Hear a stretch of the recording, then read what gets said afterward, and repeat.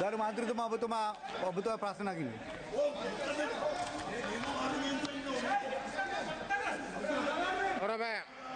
கௌரவ சபாநாயகர் அவர்களே, பாராளுமன்ற நிலையற் கட்டளை 27(2) கீழ் நீதி மற்றும் தேசிய ஒருமைப்பாட்டு அமைச்சர் கௌரவ தர்சன நாணயக்கார அவர்களை 2025/6/17 கேட்பதற்கு கடந்த 2010 ஆண்டுக்கு முற்பட்ட 30 ஆண்டுகளுக்கு மேல் தமிழ் மக்கள் மீது மேற்கொள்ளப்பட்ட யுத்தம் காரணமாக காணாமல் ஆக்கப்பட்டவர்களும் படுகொலை செய்யப்பட்டவர்களும் மனித எலும்புக்கூடுகளாகவும் எச்சங்களாகவும் மீட்கப்படுவதை தாங்களும் அறிவீர்கள்.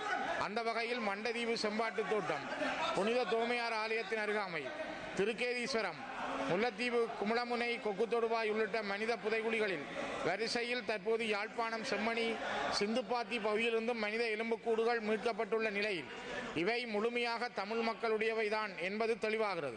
குறிப்பாக சிந்துப்பாத்தி மயானத்தை அண்மித்த பகுதியில் மேற்கொள்ளப்பட்ட அகழ்வின் போது மீட்கப்பட்ட கைக்குழந்தைகள், பெண்கள், ஆண்கள், சிறுவர், சிறுமியரது எலும்புக்கூடுகள் எந்த ஆடைகளுமற்று அடித்து நொறுக்கி சித்திரவதை செய்து கொல்லப்பட்டவர்களின் எலும்புக்கூடுகள் என்பதை நீதித்துறையும் அந்த வகையில் மனித புதைகுழிகள் மலிந்த இடமாகவே வடக்கு கிழக்கு அமைச்சர் அறிவாரா?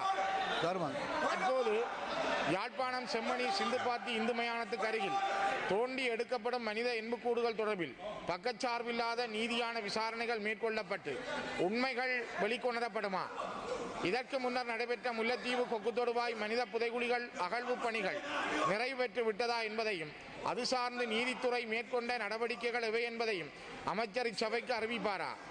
மண்டதீவு செம்பாட்டு தோட்டம், தோமையார் தேவாலய பகுதியில் உள்ள மனித புதைகுழிகளில் 1990களில் வேலணை, மண்கும்பான், அல்லைப்பட்டி, மண்டதீவு பகுதிகளிலிருந்து அழைத்து வரப்பட்ட சிறுவர்களும் இளைஞர்களுமே புதைக்கப்பட்டார்கள் என வடக்கு கிழக்கு மனித உரிமை அமைப்புகள் குறிப்பிடுகின்றன.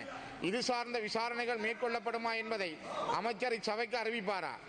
3ஆம் வட்டாரம் மண்டதீவைச் சேர்ந்த திருமதி சூசைதாஸ் ஜேசுரட்னம் தர்மராணி என்ற தாயார் தனது 2 பிள்ளைகள் உட்பட 84 பேர் மண்டதீவில் காணாமலாக்கப்பட்டுள்ளதாகவும் அதற்கான நீதியை பெற்றுத் தருமாறும் 2025 4/30 ஜனாதிபதிக்கு ஒரு கடிதத்தை அனுப்பி அதன் பிரதியை எனக்கும் கிடைக்கச் செய்துள்ளார். 1990ஆம் ஆண்டு காணாமலாக்கப்பட்ட தமது பிள்ளைகளுக்கு என்ன நேர்ந்தது என்ற கேள்விகளோடு காத்திருக்கும் இந்த தாய்மாருக்கு அமைச்சரின் பதில் என்ன? திருக்கேதீஸ்வரம் பகுதியில் அடையாளப்படுத்தப்பட்ட மனித புதைகுழியின் அகழ்வு கிடப்பில் போடப்பட்டுள்ளது. இதன் உண்மை நிலை என்பது எப்போது வெளிவரும் என்பதை அமைச்சர் இந்த சபைக்கு அறிவிப்பாரா?